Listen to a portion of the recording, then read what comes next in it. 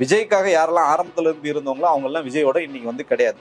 சரி, ஓகே, பர்சனலா தான் இல்ல, பிஆர்ஓ தூக்கிட்டாரு, மேனேஜரை தூக்கிட்டாரு, எல்லாரையும் தூக்கிட்டாரு சினிமாலன்னு பார்த்தா, பொலிட்டிக்கலா வந்ததுக்கு அப்புறம் பாத்தீங்கன்னா யாரெல்லாம் மாவட்ட செயலாம் அவங்களுக்குலாம் யாருக்கும் இப்ப சீட்டு கொடுக்கல. ஒரு சிலருக்கு மட்டும்தான். அது கூட யாருன்னா விஜய்க்காக வந்து உழைத்தவர்கள் கிட்ட, புஷி ஆனந்துக்காக யாரெல்லாம் வந்து கமிஷன் வேலை பார்த்தாங்க, அவருக்கு என்னென்னலாம் பேமெண்ட் கலெக்ட் பண்ணி கொடுத்தாங்களோ அந்த மாதிரி ஆட்களுக்கு ஒரு சிலருக்கு வந்து சீட்டு வந்து கொடுத்துருக்காங்க. பெருவாரியான மாவட்ட செயலர் என்னை விட்டா போதும், எனக்கு சீட்டு வேணான்னு சொல்லிட்டு ஒதுங்கி ஓட்டாங்க. 10 கோடி ரூபா இருக்கு அவங்ககிட்ட, நீ விஜய் வந்து ரசிச்சிருக்கணும் அவசியம் கிடையாது, விஜய் ரசிகராக இருக்கணும் அவசியம் கிடையாது, விஜய்க்காக நீ பேனர் வச்சிருக்கணும் அவசியம் கிடையாது, விஜய்க்காக பாலாபிஷேகம் பண்ணிருக்கணும் அவசியம் கிடையாது, விஜய் படத்தை நீ முதல் ஷோ பிளாக்ல டிக்கெட் வித்துருக்கணும்னு அவசியம் கிடையாது. எந்த கட்சியில வளர்ந்துருக்கலாம், நீ பிஜேபியில இருந்திருக்கலாம், காங்கிரஸ் இருந்திருக்கலாம், திமுக அண்ணா திமுக கூட இருந்திருக்கலாம், பிரச்சனையே கிடையாது. நீ விஜய் ரசிகரா இருக்கணும்னு அவசியம் கிடையாது. ஏன்னா இதுல 2 பேருக்கு வந்து அஜினி ரசிகர்களுக்கு 2 பேருக்கு சீட்டு கொடுத்துருக்காங்க. ஆக மொத்தம் 10 கோடி ரூபா கொடுக்கணும். இல்ல 28ஆம் தேதி நல்ல நாள், ஜோதிடர் வந்து நாள் குறிச்சு கொடுத்துருக்காரு. அன்னைக்கு வேட்பாளர்களை மகாபலிபுரத்துல வச்சு அறிவிக்கலாம் அப்படின்னு அவர் முடிவு பண்ணிருக்கிறாரு. ஆனா அது வரைக்கும் வேலை செஞ்சுக்கிட்டு இருங்கன்னு சொல்லியிருக்கிறாருன்ற மாதிரி ஒரு தகவல் வருது. என்ன அறிவு கட்ட கூமுட்டிங்களா, நீங்க பெரியாரை ஏன்டா கொள்கை தலைவரா வச்சிருக்கீங்க? பெரியார கொள்கை தலைவர் தூக்கிட்டு நீ ஜோசியம், நீ 24 மணி நேரம் ஜோசியம் பாக்குற, வீட்லயே வந்து டெய்லி கோமியத்தை தான் நீ குடிச்சிட்டு இருக்க. அப்படியா? ஆமா, கோமியத்தை தான் தினமும் வந்து விஜய் குடிச்சிருக்காரு. 8 கோலம் போட்டு 8 பணிப்பெண்கள் அதுக்கு வந்து நியமிச்சு, காலையில பாத்தீங்கன்னா அந்த பிரம்ம முகூர்த்தத்துல வந்து கோலம் போட்டு விளக்கேத்தி மாட்டு முத்தத்தை தான் தினமும் குடிச்சிட்டு இருக்கோம். அரசியல் நீங்க எதிர்பார்த்தீங்கன்னா, பெரியாரோட கொள்கைகள் நீங்க எதிர்பார்த்தீங்கன்னா அவன்கிட்ட எப்படி இருக்கும் சொல்லுங்க? நாங்க வந்து பிஜேபிக்கு வேலை செய்யறாருன்னு நாங்க சொல்லும் போதெல்லாம் நீங்க என்ன சொன்னீங்க? அது எப்படிங்க விஜய் வந்து என்டிஏ கூட்டணிக்குள்ளே போல, அவர் வந்து கொள்கை எதிரின்னு டிக்ளேர் பண்ணிட்டாருன்னா யார் வேட்பாளரை அறிவிச்சிருக்காரு பாருங்க. புதுச்சேரியில யாரு சார் வேட்பாளரு? பாஜக இருந்தவன் காலையில 10 மணிக்கு அவனுக்கு சீட்டு கொடுக்கல சார். பாஜக 12 மணிக்கு இவங்க அறிவிக்கிறாங்க சார். அவன் பாஜக வேட்பாளரை வந்து தாவேகா வேட்பாளர் நிக்கிறான். எப்படி சார் நீங்க சொல்லுங்க? அப்ப கொள்கை எதிரி எங்க சார்? எப்படி நீங்க கொள்கை எதிரின்னு சொல்றீங்க? என்ன உங்க இலக்கு? நான் என்ன சொல்றேன்னா, பேசாம சரத்குமார் கட்சி இணைச்ச மாதிரி நீங்க பாஜக போய் இணைஞ்சிருங்களா? இப்ப என்ன பிரச்சனை உங்களுக்கு? அவங்க சொல்றாரு என்ன, இப்ப எலெக்ஷன்ல செலவு பண்றதுக்கு பணம் வேணும். அவர் வந்து ஏற்கனவே ஒயின் ஷாப் பார்லாம் வச்சிருக்காரு, வசதியானவர், தியேட்டர்லாம் வச்சிருக்காரு, அதனால நாங்க சேர்த்துக்கிட்டோங்கிற மாதிரி தான் சொல்றாங்க. அப்புறம் வாயில ஏதாவது அசிங்கமா வரும். அப்புறம் எதுக்கு சைக்கிள் ஓட்டிட்டு வந்தவன் போஸ்டர் ஓட்டணும் தான் நாங்க பொறுப்பு தவறன்னு ஒரு பருப்பு மாதிரி ஒருத்தன் பேசினானு. விஜயும் பேசினாரு, புஷி ஆனந்தும் பேசினாரு, இந்த வாடகை வாய் ஆதவர்ஜுனா எல்லா இடத்துலயும் இதான போய் பேசினாரு. ஆனா நாங்க திமுக சேர தயாரா இருக்கோம், அண்ணா திமுக சேர தயாரா இருக்கோம். அண்ணா திமுக கூட அவங்க வந்து சாய்ஸ் கிடையாது. ஏன்னா அங்க பிஜேபி இருக்குதுன்னா அவங்களோட முதல் இலக்கு வந்து பாத்தீங்கன்னா விடுதலை சிறுத்தைகள்ல போய் சேர்றது, திமுக போய் சேர்றது தான் அவங்களோட இலக்கா இருக்கு. எத்தனை பேர் சேர போறாங்க மட்டும் பாருங்க. இவர் வந்து தேர்தல் அந்த வேட்பாளர் அறிவிப்பு மட்டும் வரட்டாங்க, தாவே கலந்து வரட்டும். எத்தனை பேர் வெளியில வராங்க பாருங்க. எத்தனை பேரோட வாய்ஸ் ரெக்கார்டு என்கிட்ட இருக்கு, எத்தனை பேர் எவ்வளவு பணம் கொடுத்தாங்க முதற்கொண்டு இதே ஊடகங்கள்ல வந்து வெட்ட வெளிச்சம் போட்டு காட்டுறதுக்கு அத்தனை மாவட்ட செயலரும் தயாரா இருக்காங்க. அரண்சை நண்பர்களுக்கு வணக்கம். அரண்சை ஊடகம் சுயேட்சையாக இயங்குவதற்காகவே உருவாக்கப்பட்டது. நாம் செய்கிற வேலை உண்மையிலேயே மக்களுக்காக செய்கிறோம் என்பதை நீங்கள் நம்பினால், வாய்ப்பு இருந்தால் இந்த ரேசர் பே QR கோடுக்குள்ளே நீங்கள் வந்து அதை ஸ்கேன் பண்ணி எங்களுக்கு உங்களால் இயன்றதை விருப்பம் இருந்தால் ஆதரவு தெரிவிக்கலாம். அரண்சை நேயர்களுக்கு வணக்கம். நான் மதன் அறிவுலகன். இன்று நமது சிறப்பு விருந்தினர் மணிகண்டன் வீராசாமி அவர்கள், அரசியல் விமர்சகர் மற்றும் முன்னாள் தாவேக செய்தி தொடர்பாளர். நிறைய விஷயங்கள் விவாதிக்க இருக்கிறோம், அவரை வரவேற்கலாம். வணக்கம். வணக்கம் தோழர். எல்லா கட்சிகளும் அவங்க அரசியல் பணிகள்ல ரொம்ப தீவிரமா இறங்கிட்டாங்க. திமுக அவங்களுடைய கூட்டணி கணக்குகள்லாம் பிரிச்சு கொடுக்கறது, வேட்பாளர்கள் நேர்காணல் செய்வது வரைக்கும் கிட்டத்தட்ட அவங்களே ஒரு 3000-4000 பேர் 13,000 பேர் வேட்பாளர் நேர்காணல் செஞ்சிருக்கிறாங்கன்னு சொல்றாங்க திமுக. அதிமுக அவங்க பிரச்சாரத்தை தொடங்கிட்டாங்க. இன்னைக்கு மயிலாப்பூர்ல சாமியை கும்பிட்டு பிரச்சாரத்தை தொடங்கிட்டார் எடப்பாடி. விஜய் என்ன செய்ய போறாருங்கிறது ஒரு கேள்வியாவே இருக்குது. என்ன வேட்பாளர்கள் அறிவிப்பாங்களா? ராஜ்மோகன் அவரே வேட்பாளர்னு அறிவிச்சுக்கிறாரு. என்னதான் நடக்குது டிவி? நீங்க சொல்லுகின்ற இந்த இரு திராவிட கட்சிகள் அண்ணா திமுக, திமுக, இப்ப திமுகல பாத்தீங்கன்னா கிட்டத்தட்ட 25 கட்சிகள் வந்து கூட்டணியில் இருக்காங்க. அவங்களுக்கு வந்து தொகுதிகளை வந்து பிரிச்சு கொடுக்கணும், வலிமையான தொகுதிகள் எதுன்னு சொல்லிட்டு நிறைய வந்து போட்டிகள் வந்து இருக்கு. உள்ளபடியே களம் அவங்களுக்காக இருக்குது, களத்துல வந்து வேலை செஞ்சிருக்காங்க. அவங்க வந்து வெற்றியை நோக்கி நகர்றாங்க. அதனால வந்து பல சலசலப்புகள், பல பூசல்கள்லாம் தாண்டி இன்னைக்கு வந்து சக்சஸ்ஃபுல்லா திரு முத்துவேல் கருணாநிதி ஸ்டாலின் அவர்கள் வந்து முடிச்சிருக்காங்க. ஏன் இதை நம்ம வந்து இவ்வளவு தூரம் நம்ம சொல்ல வேண்டியிருக்குன்னா, எந்த அரசியல் கட்சி தலைவர் ஐயா கலைஞர்ல ஆரம்பிச்சு எம்ஜிஆர் வரைக்கும் பாத்தீங்கன்னா தமிழக அரசியல்ல பாத்தீங்கன்னா 10 ஆண்டுகளா இன்டாக்ட் கூட்டணி யாரும் இருந்ததே கிடையாது. ஜெயிப்பாங்க, ஜெயிச்ச உடனே அடுத்த எலெக்ஷன்ல எங்க வந்து இது வந்து எலெக்ஷன் முடிஞ்ச உடனே ஒரு அறிவிப்பு வரும். இது வந்து கொள்கைக்கான கூட்டணிலாம் கிடையாது, இது அரசியலுக்கான கூட்டணி. அரசியல்ல நாங்க வந்து ஜெயிச்சோம், தேர்தல் கூட்டணி அவ்வளவு தேர்தல் கூட்டணி இது முடிஞ்சு போச்சுன்னு சொல்லிட்டு பிரிஞ்சு போயிடுவாங்க, டாடா பாய் பாய் சொல்லிட்டு போயிடுவாங்க. அடுத்த எலெக்ஷன்ல கூட திருப்பி வருவாங்க. இப்படிதான் வந்து இருந்த காலகட்டத்தில் ஒரு 10 ஆண்டுகளாக இன்டாக்ட் கூட்டணி வச்சு இன்னைக்கு எல்லாருக்கும் வந்து திருப்தியா, யாருமே எங்களுக்கு இதுல திருப்தி இல்லைன்னு சொல்லல. ஒரே ஒருத்தர் மட்டும் போயிருக்காரு. அது கூட அது காரணம் என்னன்னு நான் வந்து உங்களுக்கு விரிவா நான் வந்து சொல்றேன். அதை தாண்டி யாருமே வந்து திமுக கூட்டணியில இருந்து ஒருத்தர் கூட வெளியில வந்து போகல. அண்ணன் வேல்முருகனை தவிர்த்து. அது வந்து பர்சனல் காரணம். அதை நான் விளக்குறேன், நான் பின்ல வந்து விளக்குறேன். அதே மாதிரி பாத்தீங்கன்னா விஜய்க்கு வந்து ஆதரவு கொடுத்த ஒரே ஒரு இஸ்லாமிய அமைப்பு, அதுவும் பாத்தீங்கன்னா திமுக கூட்டணிக்கு வந்துட்டாங்க. இந்த பக்கம் பாத்தீங்கன்னா அண்ணா திமுக கூட்டணி அவங்களால இயன்ற அளவுக்கு வந்து தொகுதிகள் வந்து பிரிச்சு கொடுத்துருக்காங்க. எந்த தொகுதியெல்லாம் வந்து டம்மியான தொகுதியோ அதெல்லாம் பாத்தீங்கன்னா தமாகாக்கும் பிஜேபிக்கும் வந்து ஒதுக்கி விட்டு அவங்க உள்ளபடியே நல்ல ஸ்கோர் பண்ணியிருக்காங்கன்னு தான் நான் இந்த வேட்பாளர் பட்டியலை பார்க்கும்போது, தொகுதியை பார்க்கும்போது நான் பார்க்குறேன். அதுலயும் இப்போ ஆளுங்கட்சியுடைய அமைச்சர்கள் இருக்கக்கூடிய தொகுதிகள் எல்லாம் கூட்டணிகள் கொடுத்துட்டாங்க. ஸோ அது ஒரு நல்ல மூவா தான் நம்ம வந்து பார்க்குறோம். இப்படி அரசியல் பண்ணிட்டு இருக்கோம். உள்ளபடியே உங்களுக்கு வந்து மக்களுக்கு சேவை செய்யணும், திருப்பி வந்து ஆட்சி பிடிக்கணும்னு அதிமுக ஒரு வேட்கை இருக்குது. இந்த ஆட்சியை வந்து தக்க வைக்கணும், மக்களுக்கு இவ்வளவு நலப்பணிகள் நாங்க செஞ்சிருக்கோம், ஸோ மக்கள் எங்களை ஆதரிக்கிறாங்கன்ற இந்த திமுக வந்து ஒரு வேட்கையோட வந்து களம் இறங்குறாங்க. ஆனா இது எதுவுமே இல்லை, கட்டமைப்பும் கிடையாது, வேட்பாளரும் கிடையாது. அப்படியே வந்து பாத்தீங்கன்னா முத நாள் வந்து வேட்புமனு கொடுக்குற அன்னைக்கு பாத்தீங்கன்னா பனையூரே வந்து ஸ்தம்பிச்சது. அதுக்கப்புறம் பாத்தீங்கன்னா எல்லாம் காணாம போயிட்டாங்க. தேடி தேடி புடிச்சிட்டு வந்துட்டு ஆட்களை வந்து அங்கங்க வந்து நாய் வண்டி பிடிக்கிற மாதிரி ஒருத்தனை புடிச்சு தூக்கிட்டு வந்து போட்டாலும் இல்ல. இப்ப 100 வேட்பாளர்கள் அவங்க அறிவிச்சிருக்கிறாங்க இல்லையா? அறிவிச்சிருக்காங்க. அந்த வேட்பாளர்லாம் யார் அப்படின்னு நமக்கு வந்து ஒரு மிகப்பெரிய ஒரு கேள்வி இருக்கு, ஐயம் இருக்கு. விஜய்க்காக, நான் விஜயோட பயணப்பட்டதுனால நாங்க வந்து சொல்றோம், விஜய்க்காக யாரெல்லாம் ஆரம்பத்துல இருந்து இருந்தவங்களோ அவங்க எல்லாம் விஜயோட இன்னைக்கு வந்து கிடையாது. சரி, ஓகே, பர்சனலா தான் இல்ல, பிஆர்ஓ தூக்கிட்டாரு, மேனேஜரை தூக்கிட்டாரு, எல்லாரையும் தூக்கிட்டாரு சினிமாலன்னு பார்த்தா, பொலிட்டிக்கலா வந்ததுக்கு அப்புறம் பாத்தீங்கன்னா யாரெல்லாம் மாவட்ட செல்லாம் அவங்களுக்குலாம் யாருக்கும் இப்ப சீட்டு கொடுக்கல. ஒரு சிலருக்கு மட்டும்தான். அது கூட யாருன்னா விஜய்க்காக வந்து உழைத்தவர்கள் கேட்ட புஷி ஆனந்துக்காக யாரெல்லாம் வந்து கமிஷன் வேலை பார்த்தாங்க, அவருக்கு என்னென்னலாம் பேமெண்ட் கலெக்ட் பண்ணி கொடுத்தாங்களோ அந்த மாதிரி ஆட்களுக்கு ஒரு சிலருக்கு வந்து சீட்டு வந்து கொடுத்துருக்காங்க. பெருவாரியான மாவட்ட செயலர் என்னை விட்டா போதும், எனக்கு சீட்டு வேணான்னு சொல்லிட்டு ஒதுங்கி ஓட்டாங்க. ஏன்னா அதுக்கு சீட்டு வேண்டாம்னு எப்படி சொல்லுவாங்க? ஏன் அப்படின்னா நீங்க கேட்கற அந்த தொகை வந்து அவங்களால கொடுக்க முடியாது, சாத்தியம் இல்லாத ஒரு தொகை. 10 கோடி ரூபாய் நீங்க கொடுத்து உங்களுக்கு சீட்டு கொடுக்கணும்னா இல்ல, எலெக்ஷனுக்கு செலவு பண்றதுக்கு தேவை தானே பணம். எலெக்ஷனுக்கு செலவு பண்றதுக்கு தேவை, கட்சிக்கு எதுக்கு 10 கோடி ரூபாய் கப்பம் கொடுக்கணும்ன்ற. இப்ப 10 கோடி ரூபாய் கட்சிக்கு கேட்கறாங்க, கட்சிக்கு வந்து கொடுக்கணும். நீங்க கொடுக்குற மாதிரி வெயிடா அவனுக்கு டெஸ்ட் 10 கோடி ரூபாய் இருக்கு அவங்ககிட்ட, நீ விஜய் வந்து ரசிச்சிருக்கணும் அவசியம் கிடையாது, விஜய் ரசிகரா இருக்கணும் அவசியம் கிடையாது, விஜய்க்காக நீ பேனர் வச்சிருக்கணும் அவசியம் கிடையாது, விஜய்க்காக பாலாபிஷேகம் பண்ணிருக்கணும் அவசியம் கிடையாது, விஜய் படத்தை நீ முத ஷோ பிளாக்ல டிக்கெட் வித்துருக்கணும் அவசியம் கிடையாது. எந்த கட்சியில வளர்ந்துருக்கலாம், நீ பிஜேபியில இருந்திருக்கலாம், காங்கிரஸ் இருந்திருக்கலாம், திமுக அண்ணா திமுக கூட இருந்திருக்கலாம், பிரச்சனையே கிடையாது. நீ விஜய் ரசிகரா இருக்கணும்னு அவசியம் கிடையாது. ஏன்னா இதுல 2 பேருக்கு வந்து ரஜினி ரசிகர்களுக்கே 2 பேருக்கு சீட்டு கொடுக்குறாங்க. ஆக மொத்தம் 10 கோடி ரூபாய் கொடுக்கணும். சைதாப்பேட்டையில ஒருத்தருக்கு வந்து சீட்டு கொடுக்குறாங்க, அருள் பிரகாசம். அந்த அமைப்பிலே கிடையாது, அவர் விஜய் மக்கள் இயக்கத்துல கிடையாது, விஜய் ரசிகரே கிடையாது. ரஜினி ரசிகர் கூட்டு வந்து தேர்தலுக்கு வந்து சீட்டு கொடுத்துருக்காங்க. அப்போ என்ன ஆகுதுன்னா அந்த மாவட்டத்துல யாருமே விஜய்க்காக நாங்க வேலை செய்யணும், அந்த மாவட்டம் விஜய்க்கு. அது எப்படி விஜய் ரசிகர்கள் நாங்க தளபதிக்கோசரம் வேலை செய்வோம்னு தானே சொல்றாங்க. அது எப்படி ரஜினி ரசிகர்னா வேலை செய்ய மாட்டாங்க, வெளியே இருந்து வந்தா வேலை செய்ய மாட்டாங்க? அதே வந்து விஜய் ரசிகர் வந்து ஒரு 4 கோடி 5 கோடி கொடுக்கறதுக்கு கூட தயாரா இருக்காரு, வேணாப்பா ரிஜெக்ட் பண்ணி எதுக்கு நீங்க சொல்றீங்க? நீங்க பணம் தானே உங்களுக்கு இலக்கு, அப்ப பணம் கொடுக்குறான்ல, உங்களுக்காக எத்தனை வருஷம் வேலை செஞ்சிருக்கான்ல, அதெல்லாம் கொஞ்சம் கூட்டி கழிச்சு பாருங்களேன். எதுவுமே எனக்கு பல்கா 10 கோடி கொடுத்தாதான் நான் கொடுப்பேன்னா, இதே மாதிரி பாத்தீங்கன்னா உங்களுக்கு வந்து துறைமுகம் தொகுதியில இதே மாதிரி ஒரு ரஜினி ரசிகருக்கு தான் வந்து கொடுத்துருக்காங்க சீட்டு, அசோக் குமார்னு சொல்லிட்டு. சோ அங்கேயே வந்து பிரச்சனை. அப்ப என்னதான் உங்க இலக்கு? இன்னொரு வாடகை வாய் ஒண்ணு சொல்லிச்சு, தேர்தல் வந்து அறிவிக்கட்டும் பாருங்க, தேதி அறிவிக்கட்டும் பாருங்க, அப்படியே ரோட்லயே தான் எங்க தலைவர் ரோட்லயே தான் இருப்பார், இருக்கார் ரோட்ல தான். அவர் மும்பை ரோட்லயே டெல்லி ரோட்லயே இருக்காரு.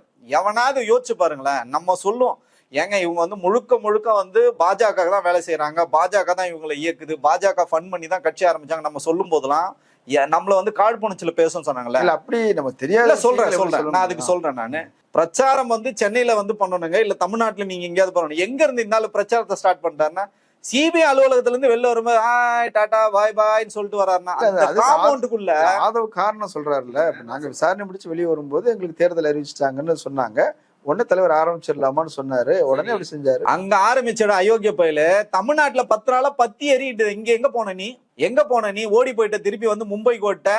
அங்க பாத்தீங்கன்னா இங்க எத்தனையோ பேர் செத்து போனான் விஜய்க்காக வந்து உயிரை விட்ட 19 வயசு பையன். நீ வந்து தஞ்சாவூர் வந்தப்போ உன் பின்னாடி கார் பின்னாடி வந்து உழுந்து அடிப்பட்ட பையன் செத்து போனா 19ஆம் நாளா வந்து ஹாஸ்பிட்டல் இருந்தா ஒரு பைசா நீ அவனுக்கு பணம் செலவு பண்ணல. மாண்புமிகு கல்வித்துறை அமைச்சர் வந்து அன்பில் மகேஷ் பொய்யாமொழி பணம் கொடுத்துட்டு பாத்துட்டு வந்து, ஏன்னா ஒரு சொந்த ஊருக்காரன் செத்து போயிட்டு போடக்கூடாதுன்னு சொல்லிட்டு அவ்வளவு தூரம் முயற்சி பண்ணியும் பலத்த அடி அவருக்கு வந்து மண்டையில அடிப்பட்டதுனால காப்பாற்றணும். அந்த தந்தை கதறாருங்க, அந்த தந்தை கதறாரு. ஐயோ என் பிள்ளைய கொண்டுட்டானுங்களே படுவாவி பசங்க, படிச்சு நான் சொன்னனே கேட்கலையே, எவனும் வரமாட்டான்னு நான் சொன்னேன். ஒரு பய போலங்க, ஒரே ஒரு தாவேக்காரன் அங்க போனான்னு சொல்லுங்க. இவனுக்கு எந்த முகத்தை வச்சுக்கிட்டு இவனுங்க மக்கள் கிட்ட வருவானா சொல்றேன். மக்கள் தயாரா இருக்காங்க, செருப்படி கொடுக்க தயாரா இருக்காங்க. இவர் பாத்தீங்கன்னா மும்பைக்கு ஓடிட்டு பாத்தீங்கன்னா இவருக்கு வந்து படம் எடுத்த ஒரு டைரக்டருக்கு அவங்க மனைவிக்கு பாத்தீங்கன்னா வளைகாப்பு, அந்த வளைகாப்புல சீமந்த விழாவில் போய் கலந்துக்கிறாரு. இங்க செத்து போய் கிடக்குறோம், வீட்டுக்கு வர மாட்டாரு. 41 பேர் செத்து போனாலும் அவங்கள வீட்டுக்கு வர வச்சுதான் பார்க்கணும். ஸோ இது அயோக்கியத்தனம்னா அரசியல்னு சொல்லிட்டு இன்னைக்கு விஜய் ரசிகர்கள், விஜய் வந்து ஆதரித்தவர்கள் இன்னைக்கு விஜய்க்கு எதிராக களமே இன்னைக்கு வந்து மாறிடும். விஜய்க்கு எதிராக அப்படி மொத்தமா அப்படி மாறிடுவாங்க. விஜய் மேல விஜய்னு அவ்வளவு டிவிக்கே அவ்வளவு பற்றோட இருக்கிறாங்க. ராஜ்மோகன் நான் வந்து உங்க வீட்டுக்கு சாப்பிட போறேன், என்ன வீட்டுக்கு சாப்பிட போறேன்னா எல்லாம் விசில் அடிக்கிறாங்க. ஆதவ ஒரிஜினல் பேசும்போது விசில் அடிக்கிறாங்க. ஒரு ஏதோ கொஞ்சம் கூட்டம் வந்துட்டு தானே இருக்குது. எல்லாரும் பேசுறதையும் நீங்க பாருங்க. ஆதவ ஒரிஜினல் வில்லிவாக்கத்துல பேசுறாரு, உங்க வீட்டுல தான் சோறு தின்ன போறேன்னு சொல்றாரு. எங்க தங்கச்சின்னு ஒருத்தவங்க இருக்காங்க, அவங்கள கூட்டின்னு வர போறேன், வீடு கூட நான் வர போறேன்னு அவர் சொல்றாரு. எங்க வீட்டுல நான் வெறும் தயிர் சோறு தாங்க சாப்பிடுவேன், சாம்பார் சாதம் தான் சாப்பிடுவேன், நான் சுத்த சைவம், எனக்கு வந்து ஓட்டு போடுவேன். ஏன்னா அவங்க வந்து RSS கோச்சிப்பாங்க. நான் வந்து மட்டன் பிரியாணி சாப்பிடுவேன், சிக்கன் பிரியாணி சாப்பிடுவேன்னு சொன்னா கோச்சிப்பாங்க அவங்க. அதனால அங்க இருந்து வந்து பேமெண்ட் வராது, அறிக்கையும் வராது. அதனால என்ன பண்றாங்க, பாஸுக்கு பயந்துட்டு இங்கே வந்து சொல்றாரு நான் சுத்த சைவம்னு சொல்லிட்டு சொல்றாரு. இந்த பக்கம் போனா ராஜ்மோகன் வந்து அவரே நீங்க சொல்ற மாதிரி பிரகடனப்படுத்துறாரு. ஒரு வேட்பாளரு அவரே தன்னை வந்து வேட்பாளர்னு வந்து அறிவிச்சுக்கிறது உலகத்துல எங்கேயுமே நாங்க பாக்கலடா இதெல்லாம். இல்ல 28ஆம் தேதி நல்ல நாள், ஜோதிடர் வந்து நாள் குறிச்சு கொடுத்துருக்கிறாரு. அன்னைக்கு வேட்பாளர்களை மகாபலிபுரத்துல வச்சு அறிவிக்கலாம் அப்படின்னு அவர் முடிவு பண்ணிருக்கிறாரு. ஆனா அது வரைக்கும் வேலை செஞ்சுக்கிட்டு இருங்கன்னு சொல்லியிருக்கிறாருன்ற மாதிரி ஒரு தகவல் வருது. என்ன அறிவு கட்ட கூமுட்டிங்களா நீங்க? பெரியார ஏன்டா கொள்கை தலைவரா வச்சிருக்கீங்க? பெரியார கொள்கை தலைவர் தூக்கிட்டு நீ ஜோசியம், நீ 24 மணி நேரம் ஜோசியம் பாக்குற, வீட்லயே வந்து டெய்லி கோமியத்தை தான் நீ குடிச்சிட்டு இருக்க. அப்படியா? ஆமா, கோமியத்தை தான் தினமும் வந்து விஜய் குடிச்சிருக்காரு. 8 கோலம் போட்டு 8 பணிப்பெண்கள் அதுக்கு வந்து நியமிச்சு காலையில பாத்தீங்கன்னா அந்த பிரம்ம முகூர்த்தத்துல வந்து கோலம் போட்டு விளக்கேத்தி மாட்டு முத்தத்தை தான் தினமும் குடிச்சிட்டு இருக்கோம். அரசியல் நீங்க எதிர்பார்த்தீங்கன்னா, பெரியாரோட கொள்கைகள் நீங்க எதிர்பார்த்தீங்கன்னா அவன்கிட்ட எப்படி இருக்கும் சொல்லுங்க? உனக்கு வந்து மாட்டு முத்தத்தை குடிக்கிறவனுக்கு இப்படிதான் ஜோசியத்தை பார்த்து தான் வந்து வேட்பாளர் அறிவிப்பான். அது வரைக்கும் எங்க போவோம் சொல்லுங்க? எந்த விதமான வாய்ப்பும் இல்லைங்க. அதான் சொல்றேன், நீங்க வந்து முன்னுக்கு பின் முரணாக களத்துல வந்து நான் சீவிடுவேன், நான் கிழிச்சிருவேன் அப்படின்லாம் சொன்னீங்க. எங்க போன 10 நாள் ஆச்சுங்க. எல்லா கட்சியும் நீங்க வந்து பரபரப்பா வேலை செஞ்சு விஜய் காணுமே. வேட்பாளர்கள் வந்து தேர்வு செய்ய முடியல, ஆளுகள் கிடைக்கலன்னு ஒரு விமர்சனம் சொல்லிட்டு இருந்தீங்க. அப்புறம் எப்படி 28ஆம் தேதி எல்லாரையும் நான் அறிவிக்க போறேன்னு இப்படி தைரியமா சொல்றாரு? பணம் கொடுத்தவங்களுக்கு அறிவிக்க போறாங்க, அறிவிக்கட்டும் பாருங்க. வேட்பாளர் காரணமா நீங்க பாருங்க, அன்னைக்கு ஒரு பிரளயம் வெடிக்குதா இல்லைன்னு பாருங்க. வேட்பாளர் ஒரு அறிமுகம் படுத்துற அன்னைக்கு தாவேக்காக்கு எதிராக மிகப்பெரிய ஒரு இங்க வந்து அதிர்வலை வந்து ஏற்படுத்தும். விஜய்க்கு எதிரான அதிர்வலைகள் பல்வேறு மாவட்ட செயலர் என்கிட்ட வந்து தரவுகளோட என்னால சொல்ல முடியும். பல்வேறு மாவட்ட செயலர் இன்னைக்கு வந்து நம்ம கிட்ட போன் பண்ணி குமுறாங்க. ஆனா நீங்க சொன்னதெல்லாம் கரெக்ட் தானே, பணத்துக்காக மட்டுமே இவங்க வந்து வேலை செய்யறாங்க. நாங்க அவருக்காக உழைத்த உழைப்போ, அவருக்காக வேலை செஞ்சதோ, நாங்க சமூகத்துல எவ்வளவு பல்வேறு பிரச்சனைகள், தற்கூர் என்ற பட்டத்தை நாங்க சுமந்துட்டு இவருக்காக நாங்க வேலை செஞ்சோன்னே இன்னைக்கு பாத்தீங்கன்னா எங்களை வந்து தூக்கி இன்னைக்கு குப்பை தொட்டியில எங்களை தூக்கி வீசிட்டு இன்னைக்கு எவனே வேட்பாளர்னு சொன்னா அந்த வேட்பாளருக்கு நாங்க எப்படி பின்னாடி போய் நாங்க வேலை செய்ய முடியும்? நாங்க விஜயை வந்து கழுத்தறுப்போம், எப்படின்னா அவருக்கு வேலை செய்யற மாதிரி இருப்போம். ஆனா விஜய்க்காக நாங்க வேலை செய்ய மாட்டோம். களத்துல விஜய்க்கு நாங்க யாருன்னு காட்டுவோம். விஜய் ரசிகர்களே விஜய்க்கு சவால் விடுறது நீங்க எங்கேயாவது பாத்துருக்கீங்களா? ரஜினி ரசிகர்கள் சவால் விடுறாங்க, நம்ம ஏத்துக்கலாம். நான் வந்து பேசிட்டாரு, ஆதவ அர்ஜுன் அப்படி பேசிட்டாரு, அதனால விஜய்க்கு ஓட்டு போடணும். அஜித் ரசிகர்கள் வந்து பாத்தீங்கன்னா தொடர்ச்சியா எங்க தலைவர் இவங்க ரொம்ப இழிவா பேசுனாங்க. சமீபத்தில் கட்சியில் சேர்ந்த தேசிய ஊடக ஒருங்கிணைப்பாளர் பாத்தீங்கன்னா ஃபெலிக்ஸ் ஜெரால்டு கூட பார்த்தாரு, எங்க தலைவர் மக்கள் காணிக்கிறாரு. இன்னொரு நடிகர் பாத்தீங்கன்னா கார் ஓட்ட போயிட்டாரு, ரேஸுக்கு போயிட்டாரு, மக்களுக்காக இவர் மட்டும் தான் நிக்கிறாருன்னு இவர் சொன்னாங்க. யாருமே விடல, சிம்புவை விடல, தனுஷை விடல, சிவகார்த்திகேயன் விடல. அப்போ இவங்க எல்லாம் ரொம்ப நோடிச்சாங்க. ஆமா, இவங்க எல்லாருமே வந்து விஜய்க்கு எதிராக இருந்தாங்க. இதை ஹைலைட் இப்ப விஜய் ரசிகர்களே விஜய்க்காக வந்து களமிறங்கிறது வந்து உள்ளபடியே நமக்கு வந்து நம்ம அந்த கட்சியை விட்டு வந்ததுக்கு ஒரு காலத்துல உள்ளபடியே நான் ஒரு நாள் ஃபீல் பண்ணேன், என்னடா அது வந்துட்டோமே நம்ம வெளில வந்து. இப்போ உள்ளபடியே அந்த பசங்க சொல்றானுங்க, நல்ல வேலை நீங்க தப்பிச்சு போயிட்டீங்க, இது வந்து ஒரு சர்க்கஸ் கூடாரம். இது ரிங் மாஸ்டர் எப்படி வந்து இங்க வந்து சிங்கத்தை வந்து ரிங்கு வச்சு அந்த சாட்டையை வச்சு எப்படி மிரட்டுறானோ அந்த மாதிரி எங்களை வந்து மிரட்டிக்கிட்டு இருக்காங்க. நாங்க யாரும் விஜய்க்காக வேலை செய்ய மிரட்டுறாங்கன்னு எப்படி மிரட்டுறாங்க? அப்படி மிரட்ட வேண்டிய தேவை என்ன? மாவட்ட செயலாளர்கள் வேலை கொடுக்க போறாங்க, போஸ்டர் ஓட்டணும், பிரச்சாரத்துக்கு போகணும், வேலை கொடுக்க போறாங்க, அதுல மிரட்டுறதுக்கு என்ன இருக்குது? சரிங்க, மாவட்ட செயலாளரும் யாரு? இப்ப மித்தப்புற கட்சிகள் எடுத்துங்களா, திமுக அண்ணா திமுக யாருக்கு உங்களுக்கு முதல்ல வந்து பொறுப்பு கொடுப்பாங்க? யாருக்கு கட்சியில வந்து சீட்டு கொடுப்பாங்க? எலெக்ஷனுக்கு வந்து நிக்கிறதுக்கான வாய்ப்பு யாரு கொடுப்பாங்க? முதல்ல வந்து யாருன்னா மாவட்ட செயலாளருக்கு தான் வந்து கொடுப்பாங்க. அவர் வந்து இல்ல என்னால முடியல, நான் வந்து கட்சி பணியை செய்துகிறேன்னு சொல்ல உள்ளபடியே இருக்காங்க. அந்த மாதிரி ஆட்களும் வந்து இன்னைக்கு 2 திராவிட கட்சிகள்லாம் வந்திருக்காங்க. 234 தொகுதியில உங்களுக்கு வந்து வேட்பாளர் வந்து இருக்காங்கன்னா இந்த மாதிரி கட்சி கட்டமைப்பு இருக்கிறதுனால அதனாலதான் உங்ககிட்ட ஆளே இல்லை. இதைத்தான் நாங்க முதல்ல இருந்து சொன்னோம். கட்சியை பாருங்க, கட்சி வேலைகளை செய்யுங்க. அந்த தொண்டர்களோட வாழ்வு சாவுக்கு போனாதாங்க உங்களோட அவன் இணைவான். செத்து போனோம். இப்ப இந்த பையன் எந்த கவுண்ட் சொல்லுங்க? இந்த பையன் தம்பி இறந்து போனார், 19 வயது இளைஞர் இறந்து போனாரு.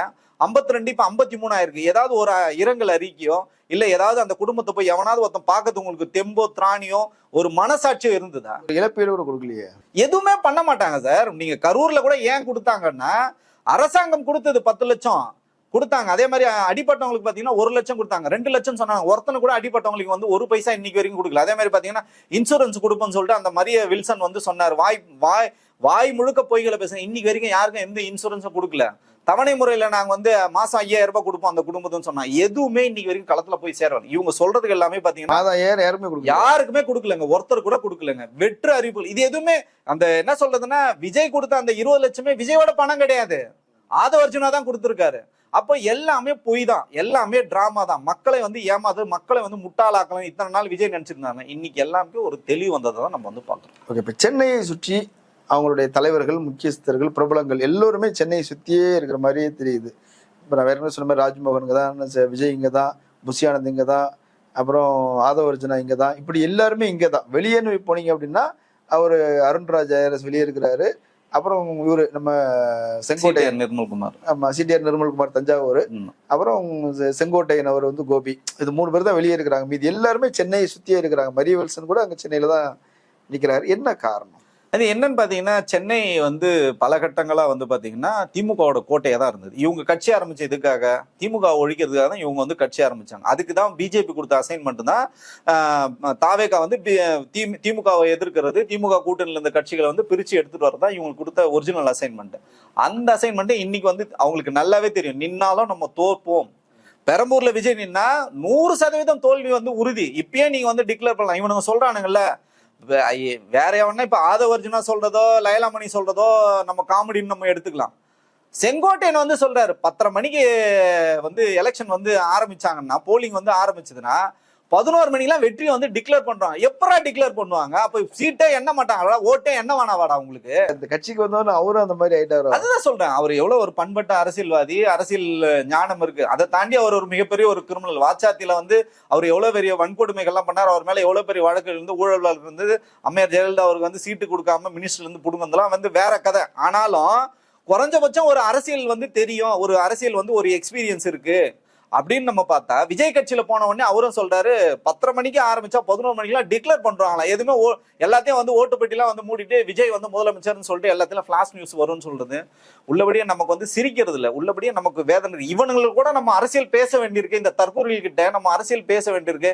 இந்த 2 மாசத்தை நினைச்சு பார்த்தா, இந்த 45 நாளை நினைச்சு பார்த்தா எனக்கு உள்ளபடியே வந்து கதி கலங்குது. இவனுங்க கொடுக்குற இவனுங்க பண்ற இந்த செயல்களை வந்து தினந்தோறும் நம்ம ஊடகங்களை எப்படி நம்ம வெளிப்படுத்துறது, எப்படி பேசுறது, மக்களுக்கு எப்படி ஒரு புரிதல் கொடுக்கறதுன்னு நமக்கு வந்து தெரியல. இதுல என்னன்னா இப்போ ஒரு தெளிவான பார்வை வந்து இப்ப களத்துல வந்து கிடைச்சிருக்கு.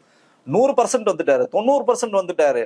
ஆட்சியை நாங்க புடிச்சிட்டோம்னு சொன்னாங்கல்ல, களத்துல அப்படி வந்து கிடையவே கிடையாது. இன்னைக்கு பாத்தீங்கன்னா விஜய் ரசிகர்கள் விஜய்க்கு ஓட்டு போட தயாரா இல்ல, விஜய் நேசித்தவர்கள் விஜய்க்கு ஓட்டு போட தயாரா இல்ல, விஜயோட அப்பா அம்மா தவிர வேற யாரும் விஜய்க்கு வந்து ஓட்டு போடல, மனைவியோ மகனோ யாரும் வந்து போட போதில்லை. இதுல யாரு வந்து தெரியும்னா விஜய் தெரியாதவர்கள், விஜயை பத்தி வந்து கட்சியில வந்து வேலை செய்யாதவங்க, சினிமால மட்டுமே விஜயை பார்த்தவர்கள் வந்து விஜய் நல்லவர், விஜய்க்கு நாங்க ஓட்டு போட்டோம் அந்த சதவீதம் 1-2% இருக்கும்போது அவங்க மட்டும்தான் விஜய்க்காக இன்னைக்கு ஆதரவு கொடுத்தாங்க. அதை தாண்டி களத்துல விஜய் வந்து பூஜ்யமானார். என்டிஏ கூட்டணிக்கு விஜயை கொண்டு வருவதற்கான முயற்சி நடக்குது அப்படின்னு நிறைய டீல் பேசினதெல்லாம் சொன்னாங்க. திரிஷா பாம்பேக்கு போய் அங்க அமித்ஷாவுடைய பிரதிநிதி சந்தித்தார் என்று தினமலர் பத்திரிகையில செய்தி வருது. அது அவங்க பத்திரிகை, அவங்க தகவல் கொடுக்குறாங்க. அது எப்படி திரிஷாங்கிறது கட்சி வெளியே இருக்கக்கூடிய ஆளு, ஒரு நடிகை, அவங்க எப்படி ஒரு அரசியல் சார்ந்த ஒரு கூட்டணி விஷயத்த டீல் பேசுறதுக்கு, அதுவும் அதானி கிட்ட போய் பேசுறதுக்கு போனாங்கிறது நம்புற மாதிரியா இருக்குது. நடிகர் விஜய் அவர்கள் அம்மையார் திரிஷா வீட்டில் தான் இருக்காரு, 7 ஆண்டுகள் அங்கே தான் இருக்காரு. அதனால தான் பார்த்தீங்கன்னா டைவர்ஸ் அப்ளை பண்ணும்போது கூட அவங்கள தைரியமா வெளில கூட்டு வந்ததுக்கு நான் அவங்களோட தான் இருக்கேன்னு சொல்லிட்டு அவர் வந்து எல்லாருக்கும் சொல்றாரு, சேலஞ்ச் பண்றாரு, அறிவிக்கிறார். அவரே வந்து பிரகடனப்படுத்துறாரு. நீ என்ன சொல்றது, நானே கூட்டு வரேன் பாரு அப்படின்னா ஒரு ஒரு கேவலமான விஷயத்த நார்மலைஸ் பண்றாரு. சொந்த பிள்ளைக்கு வந்து ஒரு படம் பண்றதுக்கு 3 கோடி ரூபாய் பட்ஜெட்ல கொடுக்க முடியாது, மகள் வந்து படிக்கிறதுக்கு பணம் கொடுக்க முடியாது, மனைவி வந்து வாழ்வாதாரத்துக்காக கேட்கறாங்க, எனக்கு வந்து ஜீவனாம்சம் கொடு, எனக்கு வந்து நேர்மையான முறையில செட்டில்மெண்ட் கொடுக்கணும், அது நம்ம கொடுக்கணும். ஆனா ஒரு நடிகை வேற ஒரு நடிகை அவங்களுக்கு கல்யாணம் புருஷனோட அவங்க இருக்காங்க, அவங்க கொண்டாடுற பொங்கல் செலிப்ரேஷனுக்கு இங்க வந்து பிரைவேட் ஜெட் எடுத்துட்டு போக முடியும், சரிங்களா? அது வந்து பண்ண முடியும். டெல்லியில இருந்து சென்னையில இருந்து டெல்லிக்கு வர்றதுக்கு 1 மணி நேரம் 1.5 மணி நேரம் கூட குடிக்காம இருக்க முடியாது, சரக்கு பாட்டிலோட எடுத்து போய் மாட்டிக்க முடியும். 3வது பாத்தீங்கன்னா அந்த கத்திரிக்கோள் இருந்தது பாத்தீங்கன்னா ஒரு ஹைடெக்கான போதை வஸ்துக்களை வந்து கட் பண்ணி ஒன்று வந்து உள்ள எடுத்துக்கிறதுக்காக தான் அந்த சரக்கு பாட்டிலே கத்திரிக்கோள் வச்சு தான் திறக்க முடியும்ன்றாங்க. அது வந்து வேற. இது வந்து அதுல இன்னொரு விஷயம் இருக்கு. அந்த மாதிரி ஒரு சில இலைகளை வந்து கட் பண்ணி பயன்படுத்துதான் அந்த கத்திரிக்கோள் வந்து பயன்படுத்தணும். முன்னணி ஊடகங்கள், இதை நான் சொல்ல, மணிகண்டன் வீராசாமி சொன்னாதான் காழ்ப்புணர்ச்சின்னு சொல்லுவாங்க, இது முன்னணி ஊடகங்களே இதை வந்து வெளியிட்டு இருக்காங்க. இதை தாண்டி இன்னைக்கு பாத்தீங்கன்னா கரூர்ல நடந்த சம்பவம் வந்து பாத்தீங்கன்னா விஜய் வந்து முழுக்க திட்டமிட்டு சினிமா படமாக எடுத்திருக்கிறார் அப்படின்னு இன்னைக்கு எல்லா இடங்களும் சிபிஐக்கு வந்து இது முழுக்க தகவல் இன்னைக்கு தெரிஞ்சதுனால கூடிய விரைவில் ஜெயிலுக்கு போறாரு. அதனால அவருக்கு என்னன்னா இந்த எலெக்ஷன் நிக்கிறதுக்கான எந்த விதமான வேலைகளை இன்னைக்கு வரைக்கும் விஜய் ஆரம்பிக்கவே இல்லை. இல்ல அவரு எலெக்ஷன்ல நிக்கலன்றீங்களா? நிக்கவே மாட்டார். பெரம்பூர்ல நிக்க போறாரு, அவங்க ஏசி போட்டுக்கிட்டு இருக்காங்க. எது பெரம்பூர் முழுக்க ஏசி போடுறாங்களா? இல்ல, அவருடைய அந்த அலுவலகத்துல ஏசி போடுறாங்க, அதனால அவரு அங்கதான் நிப்பாருன்னா தகவல் வருது. சொந்த வீடு வாங்கியிருக்கிறாரு, அங்கேயே ஒரு குடியிருக்க போறாரு, இப்படி எல்லாம் செய்தியெல்லாம் வந்துட்டு இருக்குது. நான் என்ன சொல்றேன்னா, உங்களோட சொத்து கணக்கை நீங்க தாக்கல் பண்ணணும். நீங்க வந்து வேட்புமனு தாக்கல் பண்ணும்போது செய்ய போறாரு. இல்ல, அதான் சொல்றேன். உங்க மேல இருக்கிற சொத்து உங்க மனைவி மேல, ஏன்னா நீங்க இன்னைக்கு வரைக்கும் சட்டப்படி பிரியல, அவங்க இன்னைக்கு வரைக்கும் உங்களுக்கு மனைவி தான். ஸோ இதெல்லாம் நீங்க வந்து டிக்ளரேஷன் வந்து கொடுக்கணும். அப்போ இது எல்லாமே வரவு செலவுகள் சரி, வந்து ஐடியும் சரி, ஏடா கூடமா தான் இன்னைக்கு வரைக்கும் ஃபைல் பண்ணி வச்சிருக்காங்க. பல்வேறு குளறுபடிகள் அதில் இருக்கு. இதை அப்படியே எடுத்து போய் இன்னைக்கு வந்து அவங்க டிக்ளரேஷன் கொடுக்கும்போது தேர்தல் அலுவலர் வந்து இதை வந்து ரிஜெக்ட் பண்ணுவார். ரிஜெக்ட் பண்ணதுக்கு அப்புறம் என்ன பண்ணுவாங்கன்னா, திமுக தான் சதி பண்ணுச்சு. அது தேர்தல் ஆணையம் யாரோட கண்ட்ரோல்ல இருக்கு, கோட் ஆஃப் கண்டக்ட் வந்தா அரசாங்கத்துக்கு என்னெல்லாம் வந்து பவர் இருக்குன்றது கூட தெரியாம இவனுங்க திருப்பி ஒரு கலவரத்தை வந்து தூண்டும் விதமா சொல்லுவானுங்க. பாருங்க, எங்க அண்ணனை பார்த்து பயந்துட்டாங்க, அண்ணன் இப்பயே சிஎம் ஆயிட்டாரு, சிஎம் ஆயிட்டு பயந்துட்டு இந்த மாதிரி எங்க அண்ணனோட வேட்புமனு ரிஜெக்ட் பண்ணிருக்கான்னு சொல்லிட்டு வேட்புமனு நீங்க வேணா நோட் பண்ணி வச்சுங்க, இந்த டேட் இந்த டைமோட நோட் பண்ணி வச்சுங்க, வேட்புமனு நிராகரிக்கப்படும். நிராகரிக்கிற அளவு தான் இவங்க வந்து அந்த தகவல்களை அந்த டாக்குமெண்ட்டை வந்து கொடுப்பாங்க. அப்போ விஜய் எலெக்ஷன்ல நிற்கிறதுக்கான வாய்ப்பு இல்லை. நின்னாலும் தோக்க போறோம், டெபாசிட்டோ வாங்க மாட்டாருன்னு சொல்லிட்டு கலவல் நிறுவனம் அவருக்கு வந்து கொடுத்தாச்சு. ஆல்ரெடி அவருக்கு வந்து எல்லா ரிப்போர்ட்டும் வந்துடுச்சு. அந்த ரிப்போர்ட்டை கையில வாங்கிட்டு தான் இப்ப விஜய் என்ன பண்றதுன்னு தெரியல. இப்ப எலெக்ஷனுக்கே அவர் வந்து வரமாட்டேன்னு சொல்றாரு. நான் தேர்தல் பரப்புரை எங்கேயுமே வரமாட்டேன், என்ன விட்டுருங்கன்னு சொல்லிட்டு தான் மும்பைல உட்காந்துட்டு. இன்னும் மும்பைல தான் இருக்கிறாரா? மும்பைல தான் இருக்கு. சென்னையில என்னங்க வேலை அவருக்கு? தமிழ்நாட்டுல என்ன வேலை சொல்லுங்க? அவர் பாத்தீங்கன்னா இப்ப வந்து அடுத்தது இன்டர்நேஷனல் லெவல்ல என்னெல்லாம் பண்ண முடியும்னு சொல்லிட்டு யோசிச்சுட்டு இருக்கும்போது உங்களுக்கு இங்க தமிழ்நாட்டுல என்ன வேலை? அதனாலதான் பாத்தீங்கன்னா திரிஷா வந்து உங்களை நீங்க சொல்ற அந்த பெரிய அந்த முதலாளி கிட்ட வந்து பேசுறதும் சரி, அமித்ஷா கிட்ட பேசுறதும் சரி, எல்லா விதமான டீலும் இன்னைக்கு வந்து திரிஷா தான் வந்து நடத்துறாங்க. இதன் மூலியமா 2000 கோடி ரூபாய் பணம் வந்து வாங்கியிருக்காங்க. இப்போ முதல்ல ஒரு 500 கோடி வாங்கினாங்க, இப்போ ஒரு 2000 கோடி ரூபாய் கை மாறி இருக்கு. இந்த 2500 கோடியும் பாத்தீங்கன்னா எதுக்காகன்னா, விஜயை நேசித்த, விஜய்க்காக வேலை செஞ்சவங்களெல்லாம் சட்டமன்றத்துக்கு அனுப்பணும்னு கிடையாது. விஜய் ஜெயிச்சு சட்டமன்றத்துக்கு போகணும், முதலமைச்சர் ஆகணும், குறைஞ்சபட்சம் வந்து ஒரு எதிர்கட்சி தலைவர் ஆகணும், அதுவும் இல்லை குறைஞ்சபட்சம் ஒரு எம்எல்ஏ ஆகணும்லாம் கிடையாது. திமுகவை வீட்டுக்கு அனுப்பணும், திமுக மேல பழிய சொல்லணும், திமுக மேல காழ்ப்புணர்ச்சி ஏற்படுத்தணும், திமுக கூட்டணிக்குள்ள குழப்பத்தை வந்து ஏற்படுத்தணும், சட்டம் ஒழுங்கு வந்து சீர்குலைக்கணும். இது மட்டும்தான் விஜய் கொடுத்த அசைன்மெண்ட். இந்த அசைன்மெண்ட் மட்டும்தான் இல்லைங்க. பாண்டிச்சேரியில் எலெக்ஷன் ஆரம்பிச்சிருச்சு, நாமினேஷன்லாம் வந்து பண்ண ஆரம்பிச்சிட்டாங்க. அப்ப அங்க பிரச்சாரத்துக்கு போகணும், வேலைகள் இருக்குது இல்ல, எதுக்கு வேலை செய்யணும்? நீங்க என்ன சொன்னீங்க, நாங்க வந்து பிஜேபிக்கு வேலை செய்யறாருன்னு நாங்க சொல்லும் போதெல்லாம் நீங்க என்ன சொன்னீங்க? அது எப்படிங்க விஜய் வந்து என்டிஏ கூட்டணிக்குள்ளே போல, அவர் வந்து கொள்கை எதிரின்னு டிக்ளேர் பண்ணிட்டாருன்னா யார் வேட்பாளரை அறிவிச்சிருக்காரு பாருங்க. புதுச்சேரியில யாரு சார் வேட்பாளரு? பாஜக இருந்தவன் காலையில 10 மணிக்கு அவனுக்கு சீட்டு கொடுக்கல சார். பாஜக 12 மணிக்கு இவங்க அறிவிக்கிறாங்க சார். அவன் பாஜக வேட்பாளரை வந்து தாவேகா வேட்பாளர் நிக்கிறான். எப்படி சார் நீங்க சொல்லுங்க? அப்ப கொள்கை எதிரி எங்க சார்? எப்படி நீங்க கொள்கை எதிரின்னு சொல்றீங்க? என்ன உங்க இலக்கு? நான் என்ன சொல்றேன்னா, பேசாம சரத்குமார் கட்சி இணைச்ச மாதிரி நீங்க பாஜக போய் இணைஞ்சிருங்களா? இப்ப என்ன பிரச்சனை உங்களுக்கு? அவங்க சொல்றது என்னன்னா, இப்ப எலெக்ஷன்ல செலவு பண்றதுக்கு பணம் வேணும். அவர் வந்து ஏற்கனவே ஒயின் ஷாப் பார்லாம் வச்சிருக்காரு, வசதியானவர், தியேட்டர்லாம் வச்சிருக்காரு, அதனால நாங்க சேர்த்துக்கிட்டோங்கிற மாதிரி தான் சொல்றாங்க. அப்புறம் வாயில ஏதாவது அசிங்கமா வரும். அப்புறம் எதுக்கு சைக்கிள் ஓட்டிட்டு அரசியல் வந்தவன் போஸ்டர் ஓட்டணும் தான் நாங்க பொறுப்பு தரோன்னு ஒரு பருப்பு மாதிரி ஒருத்தன் பேசுனானே. விஜயும் பேசினாரு, புசி ஆனந்தும் பேசினாரு, இந்த வாடகை வாய ஆதவர்ஜுனா எல்லா இடத்துலயும் இதான போய் பேசினா. தொண்டர்களுக்காகவே வந்திருக்காரு ஒரு தலைவர், அப்படியே நேரடியா வந்து இறங்கி வந்திருக்காரு ஒரு தேவ தூதர்னு. எதுக்கு இது மாதிரி பொய் பேசிட்டு அடுத்தவன் குடி எதுக்கு கெடுக்குறீங்க? இனி எத்தனை பேருங்க தற்கொலை பண்ணிக்கிற நிலைமைக்கு போயிட்டானுங்க. ஏங்க தாவேக்கால விஜய் வந்து நேசித்தாரு, விஜய் வந்து ரசிகரா இருந்தாரு, விஜய்க்காக போஸ்டர் ஓட்டினார், விஜய்க்காக சொந்த பணத்தை இழந்தாரு, விஜய்க்காக வந்து எல்லார்கிட்டயும் வந்து மல்லு கட்டினார். ஒரே ஒரு காரணம், அவன் செத்து சுண்ணாம்பாகணுமா சொல்லுங்க? நீங்க வந்து அழகா வந்து வேற கட்சியில இருந்து பாஜகல இருந்து அழகா வந்து உறுப்பினர்ல எடுத்துக்கிறீங்கன்னா அப்புறம் எதுக்கு இந்த ஒரு கட்டமைப்பு? இந்த கட்சியை கலைச்சிருங்க, நீங்க பாஜக போய் இணைஞ்சிருங்களேன், பிரச்சனை இல்லை. தேசிய செயலாளர் வாங்கிங்களேன், அண்ணன் எச் ராஜா வாங்கின மாதிரி விஜய்க்கு தேசிய செயலாளர் ரெடியா இருக்க, வாங்கிக்கலாம், வாங்கிட்டு போங்களேன். நீங்க திருஷாவை கல்யாணம் பண்ணீங்க, அமித்ஷா கூட இருந்துங்க, ஒண்ணுமே பிரச்சனையே கிடையாதுங்க. தொண்டர்களை ஏன் நீங்க சாவடிக்கிறீங்க? பொதுமக்கள் உங்களுக்காக 52 பேர் உயிர் அனாமத்தா எதுக்குங்க போனோம்? நீ இந்த மாதிரி ஒரு மோசமான ஒரு அரசியல், பிஜேபி அரசியல், RSS அரசியலை நீ பேசணும், சனாதன அரசியலை நீ வந்து பின்பற்றனா எத்தனை பேர் எங்க பொதுமக்கள் தமிழ்நாட்டு மக்களோட உயிரை நீ எதுக்கு எடுத்த? நீ எங்களுக்கு செல்வாக்கு பெருகிட்டு இருக்குது. காங்கிரஸ்ல இருந்து நிர்வாகிகள் எல்லாம் பனையூர்ல வாசல்ல, தலைவர் வீட்டு வாசல்ல காத்துக்கிட்டு இருக்கிறாங்க. எல்லாம் உள்ள வர போறாங்க, சாயந்தரம் எல்லாம் கட்சியில சேர போறாங்கன்னு சொல்லிட்டு இருக்கிறாரு ஆதவர்ஜுனா. சரி, இதை சொல்ற இந்த ஆதவர்ஜுனாக நான் பகிரங்கமா ஒரு சவால் விடுறேங்க. நானு எத்தனை 100 பேர் வந்து நின்னாங்கன்னு பேரை சொல்லுங்க. நாளைக்கு வந்து சொல்லுங்க, ஆதவர்ஜுனாவோ இல்ல யாரோ ஒருத்தர் சொல்லுங்க. காங்கிரஸ்ல இருந்து இத்தனை ஆட்கள்லாம் வந்தாங்க எங்க கிட்ட கேக்குறேன், நான் வெளியிடுறேங்க. தாவேக்கால இருந்து எத்தனை மாவட்ட செயலாளர் வந்து வெளியேறதுக்கு தயாரா இருக்காங்க? திமுகவிலயும் அண்ணா திமுக சேர்றதுக்கு வெளியே போறாங்க. ஆமாங்க, வெளியில போறதுக்கு அத்தனை பேர் தயாரா இருக்காங்க. ஆனா நாங்க திமுகல சேர தயாரா இருக்கோம், அண்ணா திமுகல சேர தயாரா இருக்கோம். அண்ணா திமுக கூட அவங்க வந்து சாய்ஸ் கிடையாது. ஏன்னா அங்க பிஜேபி இருக்குதுன்னா அவங்களோட முதல் இலக்கு வந்து பாத்தீங்கன்னா விடுதலை சிறுத்தைகள்ல போய் சேர்றது, திமுகல போய் சேர்றது தான் அவங்களோட இலக்கா இருக்கு. எத்தனை பேர் சேர போறாங்க மட்டும் பாருங்க.